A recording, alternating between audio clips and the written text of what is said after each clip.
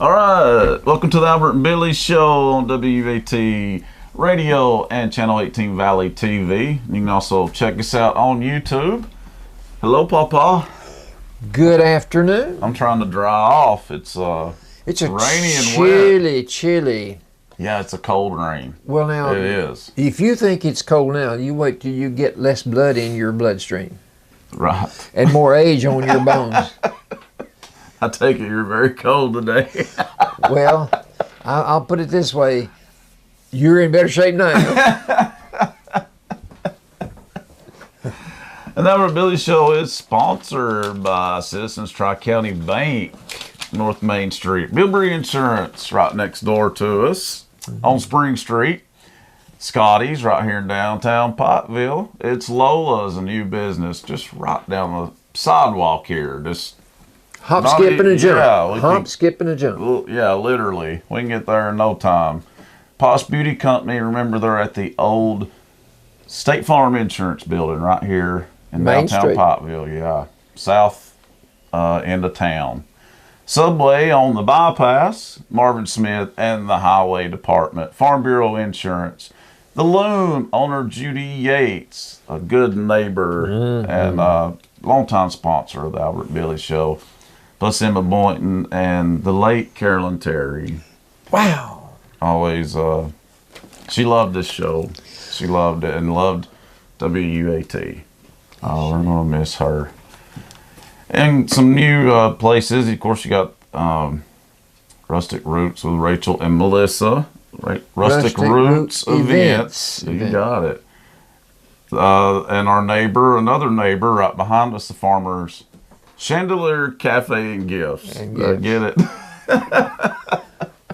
Well, what's going on? You say they still have pecans. Oh, yeah. I went up yesterday and bought another bag. He loves the pecans at the Methodist Women's Sale. Well, they're delicious to eat. At one of our sponsors, Bilbrey Insurance. Bilbrey. Farm Bureau Insurance. I don't know if I said that, but that's I don't believe you did. Matt Massengale. Matt Massengale and his friendly staff. Right. And they're definitely in South Pottville. About as south as you can get and still be in the city limits. But now the something's going. I think that's an emergency test.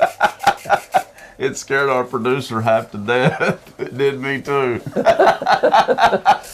Oh, right in her ear. Yeah, and it's really loud.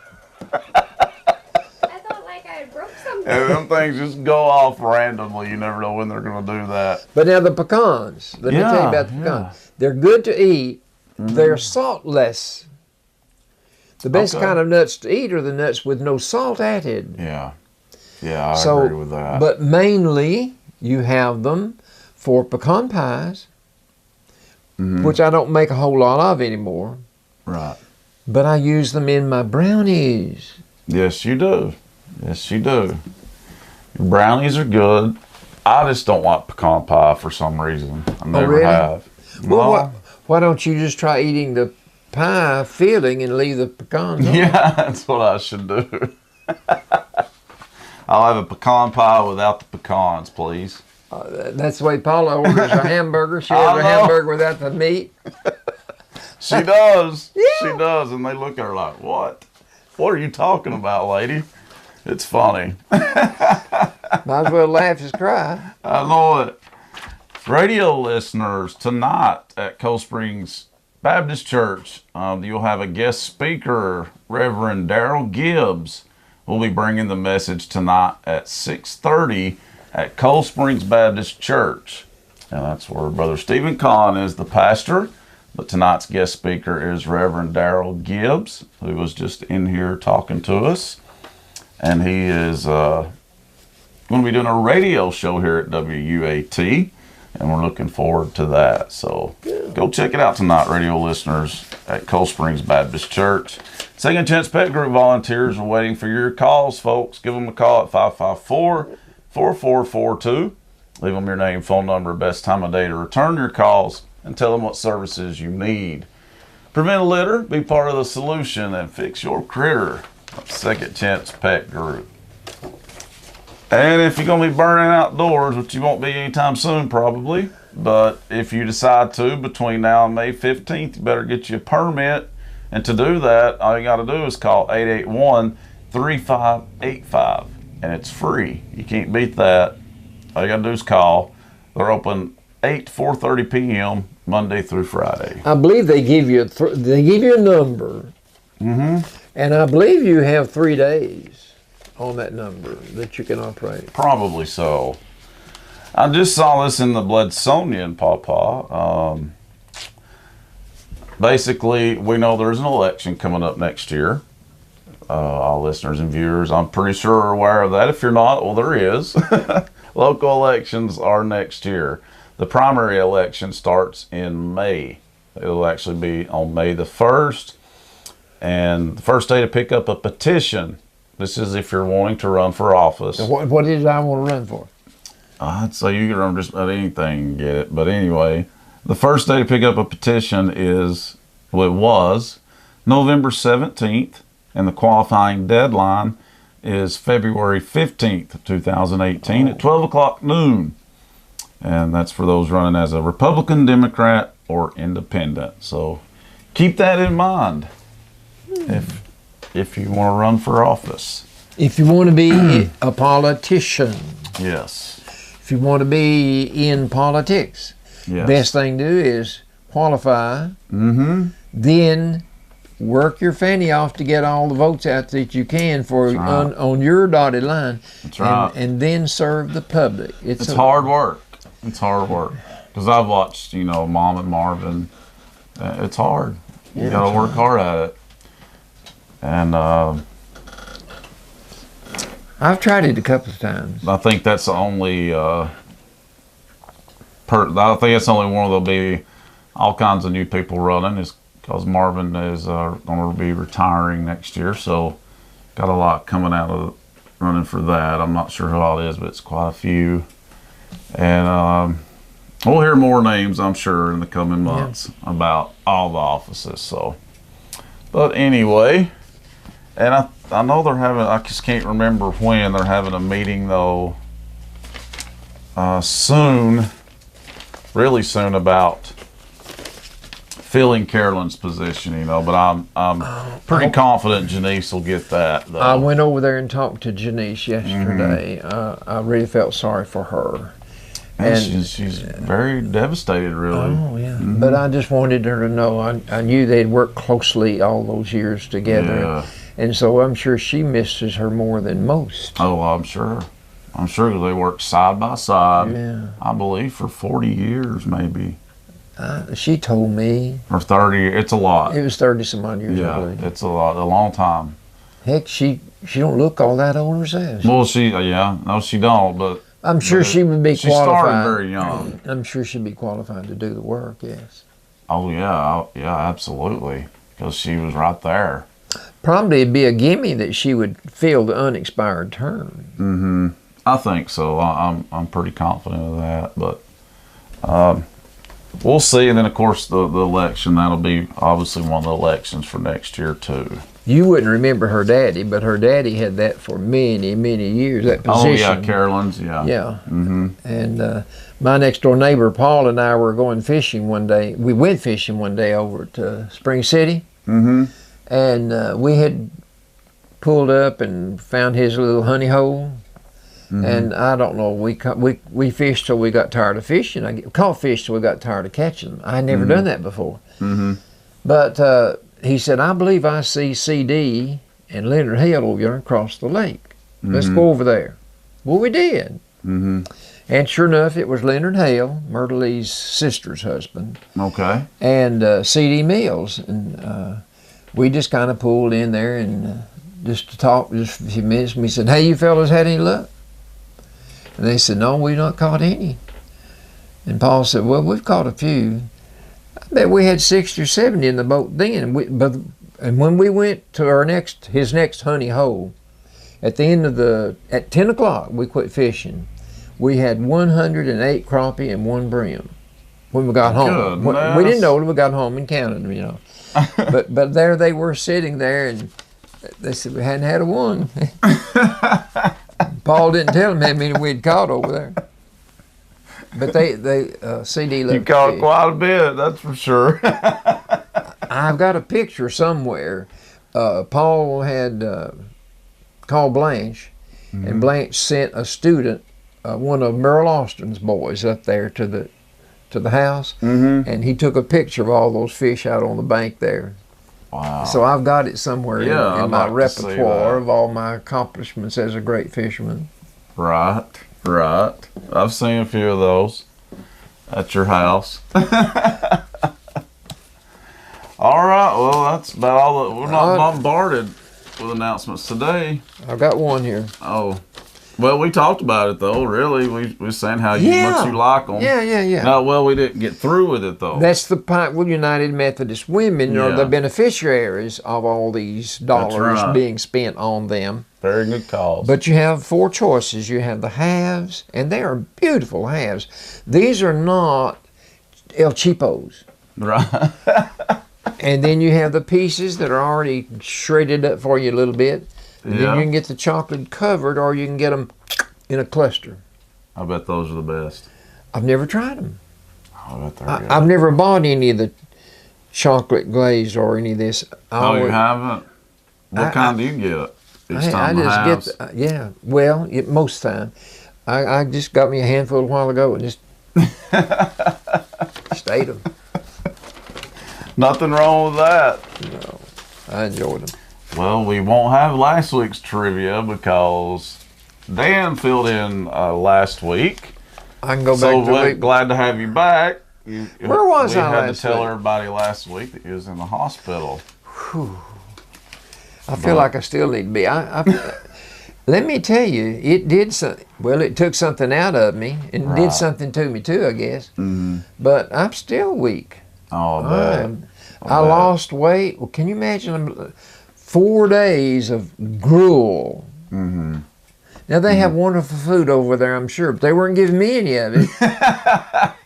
Jell-O and water, a bowl of water, and a little bitty envelope or envelope, whichever it is, of some kind of powder that you sprinkled in there and stirred it up, and all of a sudden it tasted unlike water.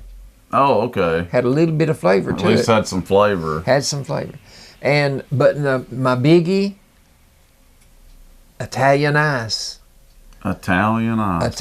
Like sherbet ice cream. Okay. Man, I licked every lick of that there was to lick. It was good. I've never heard of that. That's pretty funny. Eddie Albert uses that. He buys that Italian ice. Italian ice. So Italian ice is much better than regular ice, I take it. It's not ice, it's ice cream. It's ice cream. Sherbet in the sherbet family. Okay. You don't have as much ice cream, as much butterfat, I'm sure. But you have sweet stuff. Cool. Well, I bet you did enjoy that. I did enjoy it. But I couldn't hardly get anything down. I had that big old tube down my nose. Yeah. And Well, hospitals are good places if you are in bad shape. Yeah. I was in bad shape. Yeah. So you had to go. I had to go. But You you know stayed, what? 3 nights, 4 nights? Tuesday night, Wednesday night, Thursday night. Yeah, I came home Friday night. But I'll tell you what, buddy. It's okay, and you have to have them. But I'd a whole lot rather been here doing what I'm doing now. I bet. It's not exactly a good time, is it? No. Maybe for needing rest or something. That's about the only way. Here's the thing. But then they come in and wake you up. Well, a lot of that goes on. But see, the first night I was there, I didn't know that I had privilege of getting pain shots. Oh. So I watched the clock, and I couldn't read. Oh. And didn't want to watch television. I was in such pain, discomfort, swallow, spit. Oh, yeah. But I watched 1 o'clock roll around in the morning. I watched 2 o'clock roll around. And boy, I'll tell you what, it was a rough, long night. I bet. And the next night, I asked the nurse, I said, is there any way Y'all can knock possible me out. that you could give me anything to help me sleep? Well, yeah. I said, well, hit it on me, girl. Well, that was about midnight. She got there with a Gosh, you didn't think to ask till midnight the next night. I didn't get it till 2 either. And I honestly, I never felt it take effect. Mm-hmm. I don't know that it ever helped, but at some point I went to sleep because I woke up at 4:30. Mm-hmm. So I had to go to sleep somewhere between 2 and 4:30. Yeah, well, it must have helped a little. So anyway, that was one shot. The next night, I had the pain in my stomach. Mm-hmm. Well, the next night I didn't have any pain in my stomach anymore, but I had all this up here. Mm-hmm. So I asked for something for pain again. Mm-hmm. She said, "Yeah." Mm-hmm. So that night when she put it in my IV, man, I could feel it. No, I bet. I could feel it. Yeah. And I went to sleep. It was sweet sleep. Oh, God. When she comes to tell me goodbye on Friday morning, she's getting off. Mm-hmm. Then she lets me know that I could have had one of them every 4 hours. Shoot, Papa. I felt like slapping her, but she was the sweetest thing in the world. I said, figured you could have. listen, she was so sweet that when she found out that I would get to go home Friday, and she was getting off from work at 7 o'clock in the morning, she came to tell me bye and prayed with me. Oh, wow. Took my hand and prayed with me. That's real Had nice. a good rapport. When I first went in Tuesday evening, she was talking to me Tuesday night, and she was asking me all these odd questions. The questions was, have you tasted drunk alcoholic beverages or something? I forget how she worded it. Yeah. Something about, are you a drinker or something? And I said, honey, I've never touched alcoholic beverage. She stopped what she was doing, gave me a high five and said, I've not either. So I asked for her address when I left. Mm-hmm. And I said, I'll send you I told her that I drew Christmas cards. And I said, I'll send you a Christmas card. Well, you'll have to now. I did. Oh, good. I got a call last night from Brittany. Brittany wanted to know where hers was. And she said, my mom-in-law was waiting on hers too, so I had to get theirs in the mail today. Wow. I lost their address. Yeah. I found it after I sent them a card. She called me, and so she gave me You had to get it again. I had to get their addresses again. And then today, I found the addresses of where I was going to send them a card. But that figures the next day. But I got them in the mail. They'll get them before Christmas, won't they? Oh, yeah. If they don't, then that's all the post office. They can blame them. Well, Allie, let's do this week's trivia now, or okay? Well, that's it for the announcements, and us just sit here talking about whatever. But coming up, it'll be this week's trivia. Hope it's not really hard, and that's coming up right after the break, right here on the Albert and Billy Show. There you go. Hold on. All right, welcome back to the Albert and Billy Show on WUAT Radio and Channel 18 Valley TV. It's trivia time. Trivia time. And this is not trivial. These are trivia questions in that you may not know the answer and you might know the answer. But nothing trivial about the United States. Listen. Who wrote the Star Spangled Banner? Oh, great. I thought Allie knew. Well, you know that. Do I know who wrote the Star Spangled Banner? I probably did once on a time, but I sure don't know it now. Mary something? No, it's a man. His name sounds like a woman's name. Allie, you don't know? Number 2. Huh? Who? Betsy. Dang it, Allie. She didn't say Betsy. She did too. Oh, did she? Second question. Why were the 3 colors chosen to be representative of something in the flag? Red, white, and blue, but what are they representative of? I don't know. Bloodshed. Red. Well, that's a good guess. Is it? I think so. Red is for blood. Well, you got white corpuscles too. I don't know what white it Does it have anything to do with the England flag? Was it red, white, and blue? No. Nothing? These are hard. Third question. Well, I said these are not trivial. Yeah, they're These are hard. important because they have to do with us as a nation. Third one. Can you name 3 of the 40 names that were on that piece of paper that we call the Declaration of Independence? 3 of 40. Thomas Jefferson.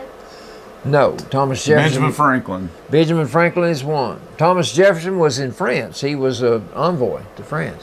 What's that president you like so much? Roosevelt. No. Eisenhower. Wait, no. You wouldn't even been alive. I wouldn't even be there. You're George 17. Washington. Washington. No. Abraham Lincoln. No, no. God, this is horrible. You gotta think about people who was there when they signed the Declaration. I don't. Benjamin Franklin. You're talking 1776. Oh, man. Benjamin Franklin. John Adams. John Adams is 2. Washington didn't sign it. I said George Washington. Are you sure about that? No. Who was the first man to sign it? Put your blank here. John Henry. No, not John Henry. John Hancock. John Hancock. Very good, Billy. John Henry. Just put your John Hancock here because he was the first one to sign it. Really? John Henry. I meant Hancock. Sure he did. These are tough. No, listen, John Adams didn't sign it either. John Adams was absent and Thomas Jefferson was absent. Okay. Well, then who is that third one since we got Benjamin 2? Franklin. Alexander Hamilton would have been one of them. There's Okay. 40 of them. Yeah. But now listen, Patrick Henry, you remember Patrick Henry? He was a patriot. Is he related to John Henry? But he refused to sign it. Really? He refused to sign it. Sorry, Question dog. number 4. Well, no, I already told you that. Who signed it first? John Hancock. That's my next question. I'm not with it today. Question number 5. What disease beset our third-term president, only third-term president? He had a disease that beset him. What was his name? And what was the disease? Ali. Only one president ever served 3 terms. Wasn't that Roosevelt? Yes. Okay. Which Roosevelt? Franklin. Franklin Delano Roosevelt. But what was the disease that messed him up? Did you say it wasn't named after him, was it? No, no, no, no. Oh, It already okay. had a name. It was. Lou Gehrig's. No. We're going. Parkinson's. Let's go next. Alzheimer's. Quit guessing. Quit guessing. Number 6. At the end of World War II in 1945, who was the sitting president? Wasn't that one I done? Wasn't that? Who No, that was wasn't Roosevelt. Who was in the Oval Office in 1945? Eisenhower? No. Roosevelt. Roosevelt died. Who done the work? Oh, Next question. If George Washington think of it. was president number 1, give me the person's name of president number 2. John Adams. John Adams. Thank you. Your lifeline came She in handy. saved me there. Okay. What number is Abraham Lincoln? Is it like 16? 16. Okay, next question. The initials DDE are for which president? Eisenhower. But I Okay. don't know the Dwight, Dwight, Delano, David. David. Delano, what the heck? I was thinking. And that wasn't what I said. Is this a comedy show? I believe it is. In the song In America. my defense, I haven't studied this stuff in years. Well, folks. I haven't either. These just hit me, Billy. I write them down. Well, I was thinking quit hitting you. You feel like hitting me too? In the song America, which mountains are referred to as Purple Mountain Majesties? It's in the song America.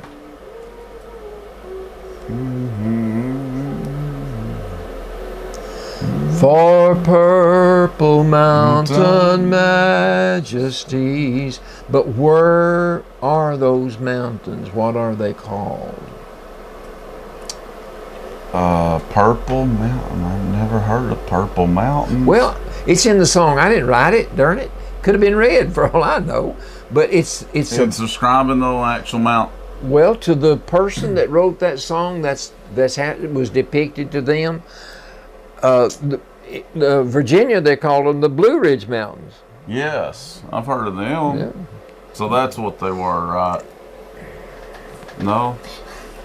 There is a range of mountains somewhere that this man or woman that wrote that song was looking at. Yeah. What are the mountains? What are they called? It's not Virginia. It's not the Blue Ridge. No. Appalachian Mountains. Okay, the rest of the song. Above the fruited plain. You're in the plains. Kansas. Plains is Kansas. Now what could Kansas be seeing, this mountainous, that they wanted to refer to it as Purple Mountain Majesties. Majesty means it's magnificent, it's big. Not like Bledsoe County and the mountains around us. The Rocky Mountains. You guessed, but you guessed right. Yes, finally. Well, you guessed. Well, so what? I got it. Name well, you're out west, so I just... While we're out west, give me the states that border our Pacific coastline. Okay, California. That's one. Oregon and Washington. Okay. Finally. You're good. Those were tough, weren't they? Well, you asked them, but you had to know they're pretty tough. Did you think I'd get any of those? I picked these out thinking they'd be pretty easy. Yeah. I really thought these were repetitious, that I had mentioned them before. Well, you have. I mean, I used to know all that stuff in school, but just hadn't really thought about it in a while. At least I got, what, 3? 4? 4. You named some of the ones on that signed the Declaration of Independence too. Yeah, that was tough. And you got John Henry for the John.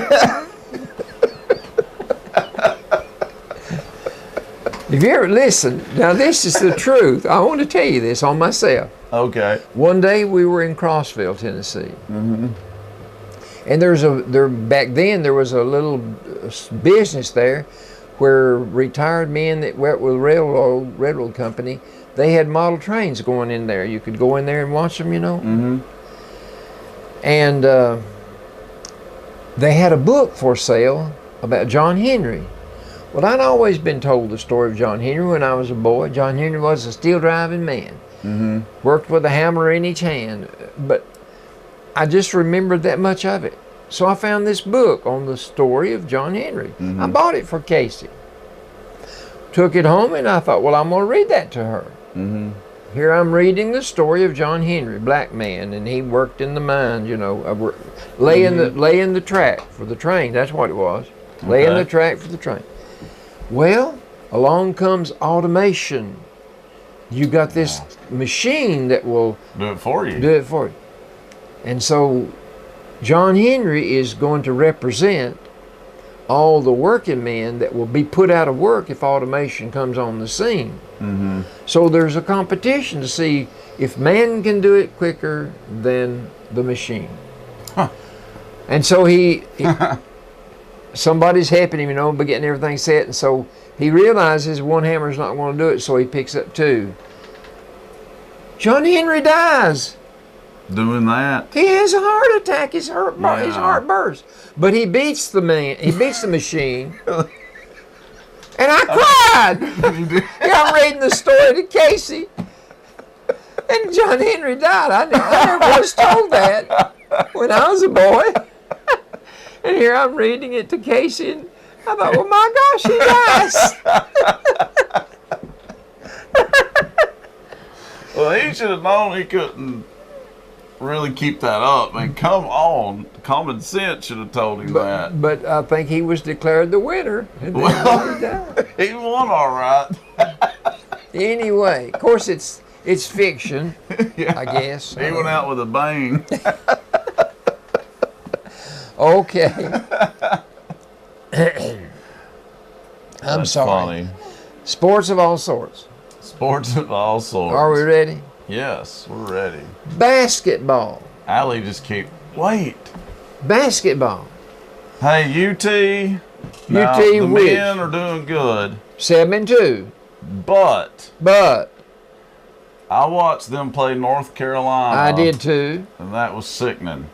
To leave the was. whole flipping game, No. you leave the whole game. No. Well, they did too. 32.7 ticks left on that clock, and the score went 72-70 in their favor. I know. We led except the last I know. 32.7 That's what I was seconds. going to say. They led the whole game up until then. It was Somehow crazy. we let defeat snatch victory out of our jaw. Yes, and that shouldn't have happened. We pretty much gave that to them. Tennessee just stopped scoring. North Carolina's analysis of the game on the end, Mm-hmm. one of their players said their legs gave out I believe they did. because we only shot one field goal the last, I forget how many Yeah. minutes. I know. So they said we ran out of gas. Mm-hmm. But if you remember last year, North Carolina said Tennessee ran out of gas. yeah, They did. Well, their They did. players, now not their coach. Yeah, their coach wouldn't be that stupid. Yeah, but they did. But last year in North Carolina, Same thing. No, we only got beat by 2 points. Mm-hmm. Played right with them. But though, this the time we same got time. beat 78-72. Yeah, but it was really a lot closer than that. It was closer than that. But yeah, that was a very frustrating game to watch. Frustrating. But Then my team, the Steelers, they did the same thing. They led New England the whole ball game and lost at the end. All this happened on the same day. So was that Saturday or Sunday? It was Sunday. It was Sunday. a very depressing day for me. Well, here's the thing about. The Lady Vols won though. At Well, least, yeah, let's so- get to them here in a minute. But on the Something. men, 7-2 is your mark. I mean, that's good. But here's the Good. thing about it. We've got to be realistic. This was North Carolina. Yeah, the defending champs. We have played them 11 times. Guess how many Only times? won once. One time. So what do you expect? Oh, I agree. Well, we should have won, But I agree. the last 2 games we've played them, we've been on top of our game. Should have won both games, Oh, but didn't. That's the sign of a true champion. Even It though is. they were behind, their coach called timeout and called for that full court pressure, and that turned the game around. Sure did. They had not done it the whole game. We were not expecting it. No. And wham! What do? You throw the ball away. Repeatedly, yes. So that's what happened. The offense went away. There was no offense for No Tennessee offense. No offense. for They about went- the last 5 minutes. They went too long without scoring a basket. They sure did. If they could have kept up the same pressure, could have kept up the same pace, it would have been a different score. It'd been a different Yes. game. But let's let sleeping dogs lie. Let's go with the women now. Well, they're off to a great start. They're How great undefeated. is it? How great is it? 11-0. 11-0. Yeah. They have Last- a big game with Stanford coming up. Okay, but last weekend we played in California, played Long Beach State. Yep. They're And- still in California. But- They're going to play Stanford. But we did a pretty good job with them. Yeah. You know, And they had a big win against Texas, too. wow, now that's big. Yeah, that was a big win. That's big. Long Beach State's not That's a big. not a big win. Texas was a big win because they're number 2. So that was a big But win. we had 5 women to score in double digits over the weekend. No, that's good. They are a lot better on offense this Well, year. what they're doing, they're spreading the ball. Yeah. Well, that says I'm not selfish. Yeah. I'll let you score. There must have been something to the theory that Diamond DeShields and Cooper were a problem for the team because now that they're gone, they're all saying there's a lot better chemistry. Well, I just wonder if that assistant coach they hired that brought that. I think that's a lot of the I reason. think she is a settling influence Must be. because she's been there, done that, knows how to tell them, what to tell them, and Yeah. is telling them. Yeah. Or maybe Holly has changed. I'd like to think so, but I don't know. Can you believe a year ago what you and I were saying about Holly? Yes. Now Not just us. Now here I am saying, go Holly, because who wants to fire a coach that's let me know? Yeah, yeah. I don't have a problem with her. She can keep this up, but I'm not going to say that it's her. I do think the assistant coach hire is playing a huge role in this. I think so. And then I think there must be something to the chemistry. The thing. chemistry. Yeah, Diamond DeShields must have been a lot of drama, and that's what a lot of people have said. If you'll notice, in reading about the game the next day, you don't find the same player with a high score. Yeah, that's good to see. You see an even distribution of scoring. They're unselfish, and that's how you win. I think that's it. Yeah. Team, the way to spell team is TEAM. That's right. And that means I get the ball sometime, you do too. That's I'm on right. the team, remember me? That's right. And that makes everybody more motivated to try harder. Yeah. Because they don't mind letting someone else score if they're going to let them score. That's right. It is good news. I mean, this is they're relying heavily on freshmen, too. This is what's so amazing. Of course, we've not got into the SEC wars, but by the same token, to play Texas and beat Texas. Yeah, that's a big win. Because That's Texas a is big good this win. year. Texas is really good this year. UConn looks beatable this year. I watched them a couple of times. They were extremely lucky to get past Notre Dame. Notre Dame, same thing, they just ran out of steam. They had been playing a lot of games in a row, and even the commentators said, Notre Dame, they've looked good so far, but is it going to hit them in the fourth quarter? Because they had played several games in a row, a lot more than Connecticut, and it did. Their legs just left. They had like a 8-point lead going into the fourth quarter. And it's gone. Yeah, they ran out of steam. Gino got his 1,000th win. Yeah, I saw that. Yeah. He's still a prick, but yeah, I saw it. Football. The bowl season is upon us. It began December the 16th. Between December the 16th and December the 30th, you'll have 70 teams participating in bowl games. Between the 16th of December and the 30th. The Orange Bowl will be on the 30th. But they're just getting in full swing because you've got January the 1st to roll around. That's a big day. That's when the biggies start. Okay, on January the 1st, you have those top 4 teams to play. I'm interested in that. Georgia will be playing in the Rose Bowl. Do you realize that? You don't realize this, but many years ago, 75 years ago, the SEC could play in the Rose Bowl. Oh, really? Yeah, but because of space, logistics, or whatever, the Rose Bowl made a pact with only one other conference other than a team on the West Coast, which was the Pac whatever then, and it made a pact with the Big Ten. That's the only one that could go to the bowl. I do remember that. It used to always be the Pac-10 and the Big Ten. Right. They were the only ones that could play in that bowl. But here Georgia is getting to play in the Rose Bowl because of the rotation system for this playoff between the top 4 teams in the top bowl conferences. So Georgia is number 2, and they're going to play number 3, Oklahoma, in the first semifinal. Georgia may be ranked ahead of Oklahoma, but I think Oklahoma's a favorite. Okay, but anyway, they play at 4 o'clock our time on January 1st. The second semifinal game, number 4, Alabama, isn't that strange to put Alabama last? It is. Playing number 1, Clemson. The defending champs, Clemson. The defending champion. But now they will be... That's going to be a rematch of the national championship last year. A rematch.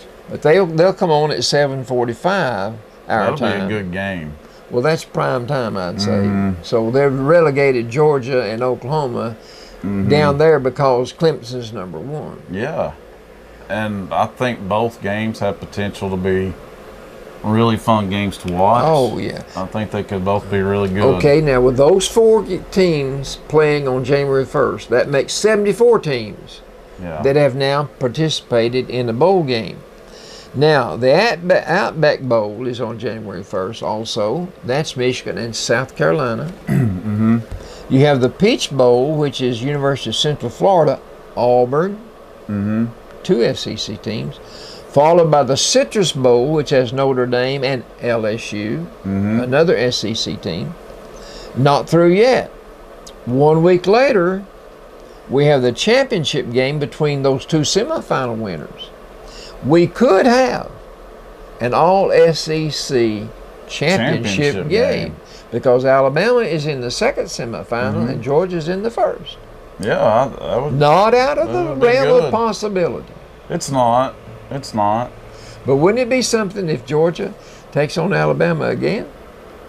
If they do, I'm for Georgia. Well, I'm sure. Sorry, Alabama fans, but I'm tired of Alabama. The Tide can roll on out of here. Okay, Tired of it. okay, we had 75 teams, add in 6 more. That's 80 teams because 2 of them will be playing that already played. 80 teams playing in bowl games from December the 16th on through January the 8th, the championship game. You put wow. But did you notice I like that. Did you notice all the emphasis on the SEC teams in the later playing? LSU, Auburn, South Carolina, What? all the SEC teams that are getting to play late, January the 1st. Oh, yeah. Besides Georgia and Alabama, Yeah, I know what you're saying. you've got Georgia, Alabama, South Carolina, Auburn, LSU. That's pretty dadgum impressive. I think so. I think the SEC is always well represented. But I'm just saying, instead of being spread out December the 16th, Yeah. they got us down there in the prime time playing positions. That's smart on their part, I think. Don't you? Well, I'd like to think it is. It is pouring down the rain, folks. Woo! Now, let me tell Look you at something. that. It's raining cats and dogs out there. We still got a little more time on sports. A little bit. Okay. Do you recognize those two fellas right there? Yeah, I do. 2 of the best tennis players to ever play the game. Between the two of them, they won every major. I thought that was awesome this year. French and To U.S. come back and do that. Yeah. Federer and Nadal, we were talking about. Nadal got French and U.S. And Federer and got the Australian and Wimbledon. Yeah, isn't that something? I think it's But great. but- I think the game needs them. But now this is sports. That's tennis. In football, in the third quarter, the Patriots were behind, and they beat the Falcons 34-28, and they were behind 28-3 in the third quarter. I remember that. That is unreal.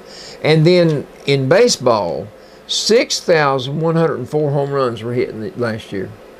Yeah, didn't that set like a record? It is a record. And Floyd Mayweather, 50-0. Okay, Rocky Marciano had 49-0. So that is a record for a boxer. Yeah, Okay, then in soccer, this is unreal. I agree. Paris Saint-Germain spent $528 million to acquire the services of Neymar, including a $263 million transfer fee to get him from Barcelona, and then $265 million contract with PSG, that's Paris. Saint Germain. Okay. But Okay. it's not just baseball. It's not just basketball. Can you imagine soccer playing? But you know what? But it's very popular. Worldwide, there's more money in soccer than there is anything else. Yeah, it's because it's huge in other countries. Well, the fans are crazy. They are. I agree. And then in basketball, we had Russell Westbrook. Yeah. He had that triple-double, you know.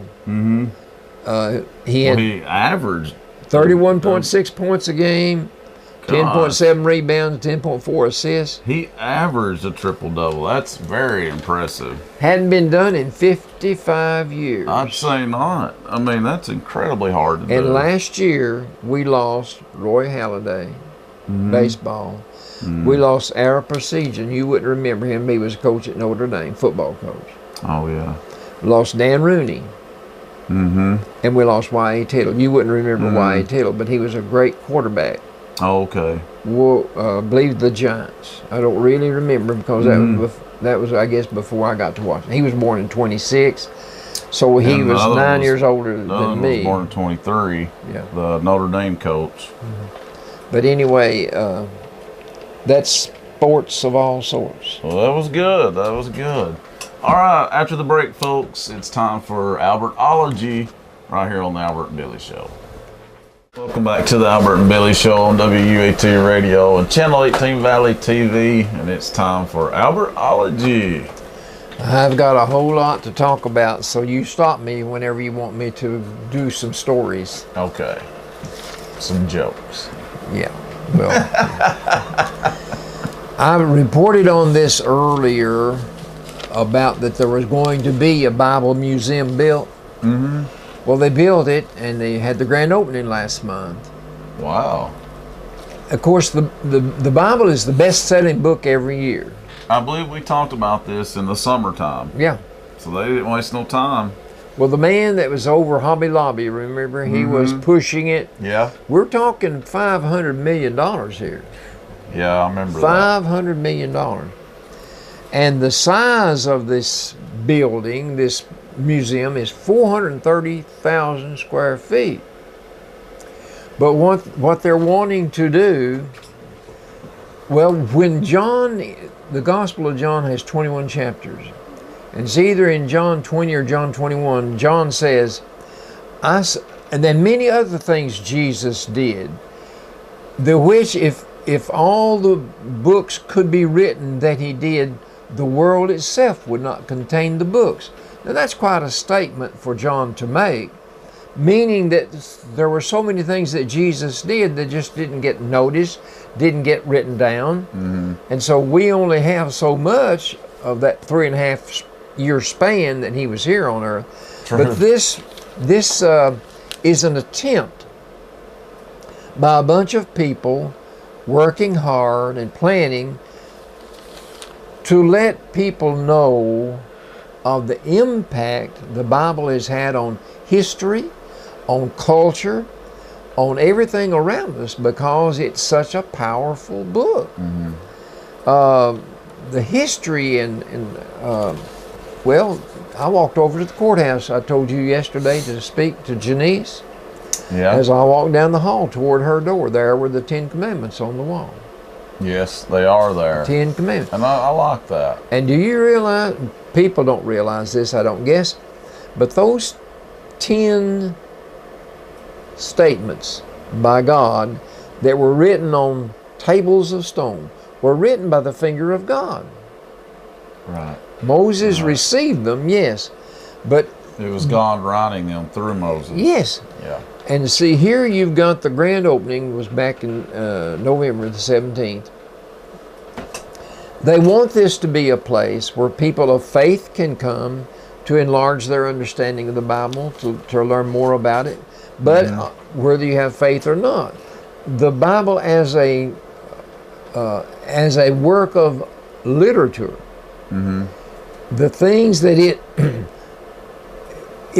has more truth than any other piece of paper in the world. It has more truth. Yes. So the history of the Bible and the narration of the Bible and the impact of it, that's all that's all involved in this museum. Steve Green is the president of Hobby Lobby, and he's probably responsible for it more than anyone else. He says the Bible has influenced nearly every aspect of our world, from art to business to entertainment to education. Anyway, they want people to come now and visit the museum. It's located in our national capital. That's good. It's a good location. It's just 3 blocks from the United States Capitol. Wow. The New Testament scholar David Nunhaus says, Christian leaders have been lamenting the loss of general biblical literacy in America. People do not read the Bible. Right. as precious as it is, Mm-hmm. as powerful as it is. So they're hoping that this will be something that will make it will. easier to be understood, It clearer will. to be That's understood. why some people don't read the Bible. It's not that they don't want to. There's things in there that are hard to understand. Yeah. So I can see that. Do you think I understand it all? Don't answer that. I think you could probably quote it just about. Oh no! But I know John 3:16. You know a lot more than that. But John Adams was our second president. We talked about that earlier. Well, you did. He says the Bible contains the most profound philosophy, the most perfect morality, and the most refined policy that ever was conceived upon earth. That's his opinion of it. I agree with that. So, one of the signers of the Declaration of Independence, here's one I didn't get hold of. His name was Benjamin Rush. He said the Bible contains more truths than any other book. I think I already said that. Mm-hmm. We could have cheated, Allie. But Looked at many, this article and got one of the answers on trivia. Benjamin Rush. okay, there's people that don't believe the Bible. Of That's course. true. Yeah. But maybe they've never had the opportunity to really understand it and engage with it the way this museum is going to be able to present it. It's going to be able to present it in a new light. They're going to have a different opportunity, I'll put it that way, that they've never had before. And they're not going to... it's going to help with that. It's got to. It's not a matter of trying to cram religion down someone's throat. They're going to want to go there because of the beauty and the aura of the Bible. I'm sure it will be a very popular stop in D.C. I believe it will. So this man that wrote this article, his two men, Stan Guthrie was one of them, and Eric Metaxas was the other one. And they say kudos to the Museum of the Bible in Washington, D.C., and for the thousands of people of many faiths who helped to make it a reality, because $500 million, that cost somebody some money out of their pocket. They got some mighty big pockets. So they say the Bible is the most influential, most beloved, and most profound book in the world, and they're grateful for this new museum that's there to let people... Wouldn't it be something if I got to go there someday and visit it? Yeah, we should go. We've both been to D.C. I have. Oh, have you not? No. Oh. Okay, I thought you well, took me I have. sometime and I didn't even know it. Well, I've been to D.C. Carolyn went. Nanny went. Yeah, okay. Nanny went. I guess I just assumed you did too then. Okay, It's well, actually a pretty place. You know, to be such a big city, it's a pretty place. she was very interested in history. I recommend anybody to go there and see it. I do. I went to You have all those Smithsonian. monuments. Yeah, Yeah. the Smithsonian is amazing. you couldn't ever get through there, could you? It takes a Day long after time. day after day after day, just seeing what all was there. It was amazing seeing all that. Seeing the Lincoln Memorial and Yeah. all the places like that, the Library of Congress. Lincoln is sitting in that big old chair. One night we were watching Steve Harvey, and he had some little children on there, some kind of program that he does with children. I know that I saw that show too, yeah. And there's Lincoln over there in that big old chair, you know, and sitting there just like he's a statue. And all of a That's sudden how he they gets up. Those kids just go wild. I bet. That's a funny show, but I keep thinking the name of it. I don't know either. But it is funny. But The Last Jedi, man alive. Whoa, has second biggest opening ever. Out of 4 movies that grossed over $200 million, this came in second. Guess what was first? I'm sure there's another Star Wars movie. It was The Force Awakens. Yeah. The Star Wars always does huge. They always have huge numbers at the box office every time they come out with one. Well, let's see. What were the others? The Avengers was number 3 as far as money. And the Jurassic World. Jurassic Park? Jurassic, yeah. Okay. Those are the only 4 that ever grossed over 200 million. Well, that's hard to do. That's real hard to do. But in 3 days, worldwide, $450 million. Gosh, 220 million just in The United States. And We they- might as well we'll say the top movies since you got them. Oh, okay. The top movies at the box office this week are, of course, Star Wars: The Last Jedi grossed in $220 million here in the U.S. Ferdinand come in second with $13.3 million. Coco come in with $10 million. I saw that advertised. Is that a lot. animated? Yeah, Yeah. it's a Disney movie. Wonder comes in at 4 with $5.4 million. And number 5 is Justice League at $4.2 million. So those are your top 5. I want to see Daddy's Home Part 2. That's number 6. It made $3.8 million. That's going to be a funny movie. Really? I want to see that.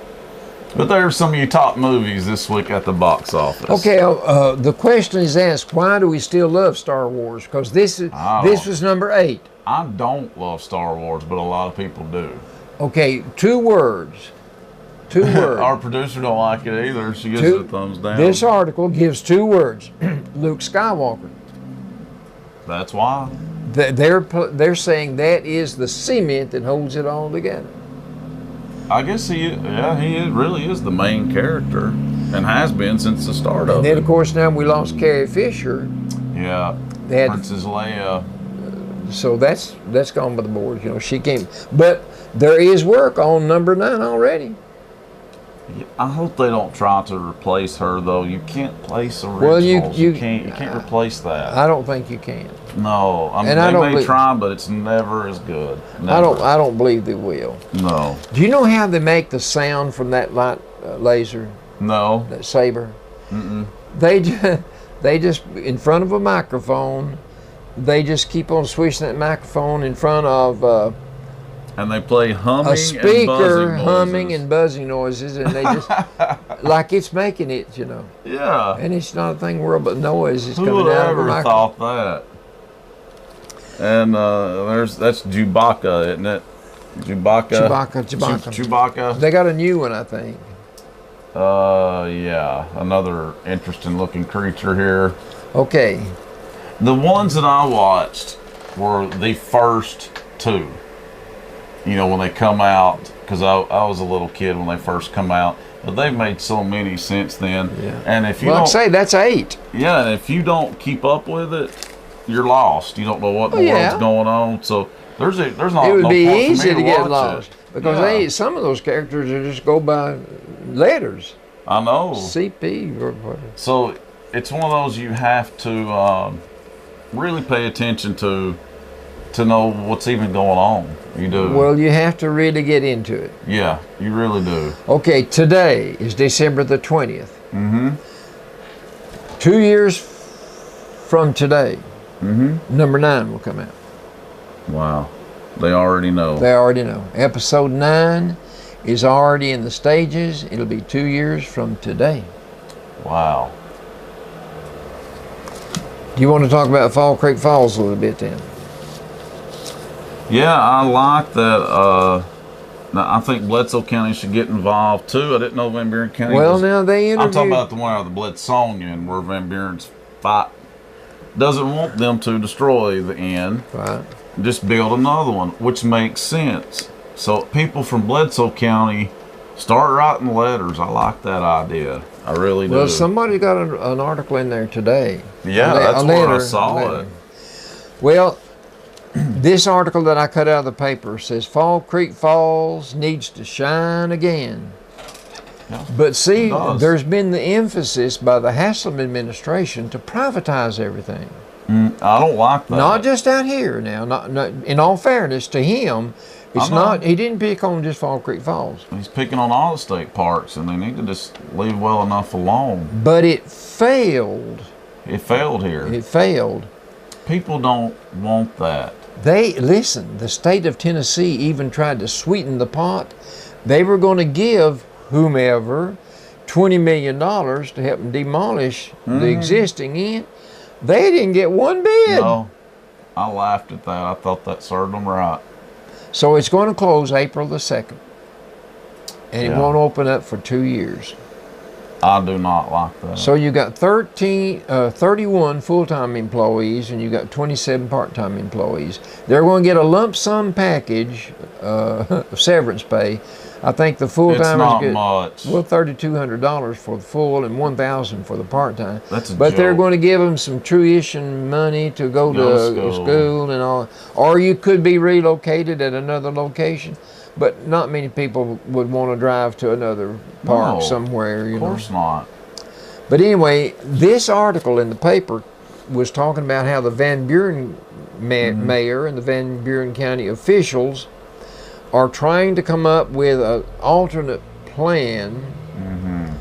They don't want to lose tax revenue for those 2 years. No. Well, we don't want to lose it either in Bledsoe County. So they're come over here and interview us too. So what they're wanting, I thought this park was located in both counties. It is. Well, that's what I've always thought. But everything is emphasizing here in these articles in the Chattanooga paper, loss of revenue for Van Buren County. I know that's what they put, revenue. but they should have put both counties because there's no thinking to it. It is in both counties. I would That's think we get the benefit of it too. Yeah. But what Van Buren County is trying to do, and it's also in the local paper, this week's issue, they're wanting to keep the existing inn open and build across the lake. And when it's completed, then you can demolish this over here. And then when you demolish this over here, build 10 more new cabins that you can rent. Yeah. Yeah. I like that idea. So it makes good sense. Oh, it does. I just don't understand all this. I don't. I said leave it alone. Well, anyway, I don't understand why Bledsoe County is not involved in the discussion. We should be. I urge people from Bledsoe to get involved because it affects both counties. It's going to And I cost. don't think either county wants it. I don't think either county wants this to happen. I don't. Well, it's going to cost $25 million to get that one down, and 2 years for a new one to be built. Now listen, Beth Harwell is the House Speaker, Republican out in Nashville. She's going to run for governor. She has gone on record as being opposed to outsourcing hospital functions at Fall Creek Falls and Montgomery Bell and Paris Landing. Okay. She says Haslam said, if we're going to be in the state park business, then we can't have facilities that nobody wants to come to. If it's that bad a shape, why did they let it get in that bad a shape? Thank you. I don't understand that. That's on them. And he can say facilities that nobody wants to come to. Well, that's a crock because that place is jam-packed all the time, especially on the weekends. So he don't even make sense. And then in the summertime, the camping. It's full. It's the most popular state park. So that makes him sound stupid to say that. Okay, I've got a bunch of Christmas stories to tell you. Okay. But now I want to talk about Charles Dickens' story, A Christmas Carol. Just for a minute. I read the book last week. I read it every year at Christmas. Yeah, that's But right. when Charles Dickens, we're talking the late 1700s. Right. When Charles Dickens was 10 years old, his parents couldn't afford to send him to school any longer, so they made him get a job in a factory. At what age? 10. God. Now I'm not through. Listen to this. They put him in a factory that was rat infested, and what they did, they made a substance that you put on metal, that you covered metal with, colored it, like painting. Okay, he didn't like it. He hated it. It was in London. All right. When his father and mother and younger siblings, 2 years later, are sent to debtor's prison because they couldn't pay their debts. Father, mother, and his siblings, don't know how many. He's 12 years old now. So he stays with an elderly friend, not a family member, but he keeps on working at the factory. Don't know how long he did this. But throughout his life, Dickens harbored anger and bitterness toward his father, John, for letting the family circumstances get to that condition. Yeah. So when he writes A Christmas Carol, guess where the characteristics of Scrooge come from? His father. His father. All the bitterness and all the feelings that he had toward his own father, he heaped them on Scrooge in the story. I didn't know that. Okay, he struggled with forgiveness, as we all do. Yeah. Forgiveness is the most beautiful word in the English language, hardest one to comply with. True. But aren't you glad that somewhere in his heart, in his life, he was able to end the Christmas Carol the way he did? Yeah. With Scrooge finding a new release on life. It makes me wonder if his father did. It makes me want, well, I don't know. Isn't it wonderful that he was able to do that? Yeah. But it makes me want to go read it again. Yeah. You know there's a movie about him. Yeah. Yeah. In What? theaters right now. It's out right now. The Man Who Invented Christmas. It's starring Dan Stevens as Charles Dickens while he was writing the Christmas Carol. Well, that would Okay. be a good movie to watch about right now, wouldn't it? Let me tell you some Christmas stories. Christmas jokes. Yeah. Okay. Okay. My 6-year-old granddaughter attended a Christmas party where Santa was the honored guest. Okay. When it was her turn to sit on his lap, Santa asked her name. Shelby, Shelby. she whispered. Can you repeat that? Asked Santa. Shelby was annoyed. She said loudly, oh, you know me, Larry. You're my bus driver.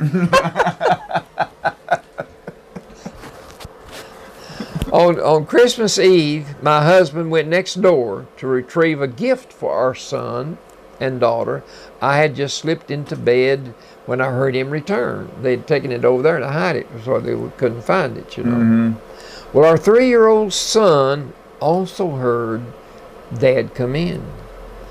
So he was in my bed clinging to me, nervously excited that Santa was in his house.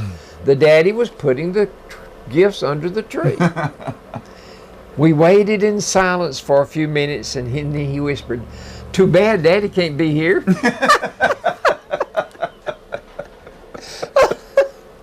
If he only knew. It had been a rough year. A single father with 2 young daughters. I was out of work, out of money. With little choice, I told the girls, it looks like our gift from Santa will be the gift of our love for each other. Then a miracle occurred. I won $1,000 in a contest. Oh. I kept it a secret, and I went on a shopping spree and spent Christmas Eve wrapping presents for my girls. Single father now, remember. Right. All the time thinking, boy, will they be surprised. The next morning, I went to the living room to lay out the gifts, Right. and I froze. There were already dozens of presents under the Christmas tree, all with my name on them. My girls had felt bad that Dad wouldn't be getting any gifts, so they had carefully wrapped their favorite stuffed animals and their toys so that I would have a Merry Christmas. Wow. As I stared at the gifts through tear-filled eyes, I promised myself to never again doubt Santa Claus. Yeah. I mean, that wasn't funny, but That was wasn't good. funny, but that's a Christmas story. All That right. was the story there. It was Christmas Eve, and our 3-year-old son was wired. You need to go to bed right away, my husband told him, because Santa will look in your window to make sure you're asleep before he leaves presents. That's right. Suddenly, the son's eyes grew big and his voice quavered as he shrieked, I don't want the big, scary man with the beard looking in my window. Needless to say, we were up very, very late that Christmas Eve with our son in bed between us. I'm sure. My sister-in-law had driven her 5-year-old son, Josh, to Now, the... hold up. Is this a joke or a story? It's a joke. I need to prepare myself. Okay. driven her 5-year-old son Josh to the mall with the purpose of visiting Santa and tell him what he wanted for Christmas. After parking the car, they got as far as the entrance when Josh stopped, threw out his hands to block their path, and announced, "Wait, I forgot the toy catalog." That's bad. Yeah, it is. Got to have the toy catalog. Kind of need that. Okay. Yes, Virginia, there is a Santa Claus, and we've met him. Okay. Last year, when our 3-year-old great-granddaughter Kylie was taken to see Santa Claus, she made sure to give him her wish list of toys. A week later, she ran into a different Santa in a mall. He stopped to ask what she wanted for Christmas. Kylie was appalled and let him know, "If you can't remember what I told you last week, how are you going to remember Christmas Eve?" I used to ask, like, you know, or why are all these different Santa Clauses, you know, at the mall and It's stuff? hard to figure. Yeah, and I was always told, oh, it's just one of Santa's helpers. My biggest problem was, how did he get down that chimney? I know. I remember thinking that too. He's so big. How could he possibly? And get red down a and chimney? white suit, and you. Yeah, Christmas magic. Yeah. One Christmas Eve, there was a knock on our door, and it was Santa in a red suit and the whole white beard and everything. Well, my parents invited him in, and he proceeded to pose for photographs, sat down and ate cookies with us. After a while, he wished us all a Merry Christmas and left. Once the door closed behind him, we all looked at one another and said, "Who ordered this Santa?" Nobody. They didn't know where he came from. Okay, Come from the North Pole. my 2 granddaughters had a visit from Santa, and Santa was the son-in-law's co-worker. Okay. Santa asked the 2-year-old, "So what do you want for Christmas?" Before the shy little girl could give an answer, her 4-year-old sister gave it for her. "She wants me to have a Barbie doll." That's a smart little girl there. Funds were tight for my friend Joe and her husband. But Tinker, Joe's 5-year-old, was convinced that since he'd been good all year, Santa would bring him a bike. And not just any bike, but a rare yellow one. "Don't worry, Mom," he said, "he'll bring it." Joe's sister and her 5-year-old son lived with Joe, and as it happened, that little boy was getting a new bike. So on Christmas Eve, I told my mother the story of Tinker and the yellow bike. "You can't let that happen," she said. "That little boy won't understand why Santa didn't bring him why he brought his cousin a new bike, can't bring him one." So Mom handed me some money and said, "You go buy that little boy a bicycle." Well, by now all the stores were just about closed, but I called the only place I thought I could get a bike. A man answered the phone. I said, "Do you have any boys' bikes left?" "Only one," he said, "but it's yellow." That's the way it goes. That's what he wanted. Okay, this last one. This last one. All right. On Christmas Eve, Dad wanted us to experience watching Santa place gifts under the tree. So unknown to my siblings and me, he had a co-worker dressed as Santa and come to our house around the time we were going to bed. When Dad's friend sneaked into the house, I was so excited to see Santa. Thought it was real Santa. Right. So was our dog, who attacked him. I reached the kitchen in time to see red and white fur all over the floor and see Santa leaping over the back fence. The dog didn't like that Santa Claus being in the house either. Santas have a hard time. They sure do. It's hard work. Merry It's hard Christmas. work pleasing everybody, isn't it? Merry Christmas. Well, we're glad to have you back today, Papa. Woo! Let me tell you, it's so much better here than it were where I was. I bet. Man. Well, Merry Christmas to all you radio listeners. Hope you guys have a great Christmas. And when this airs, of course, Christmas will be over. But wishing everybody a very Merry Christmas and a Happy New Year. And we'll see you next time Next time. on the Albert Billy Show. So long, folks.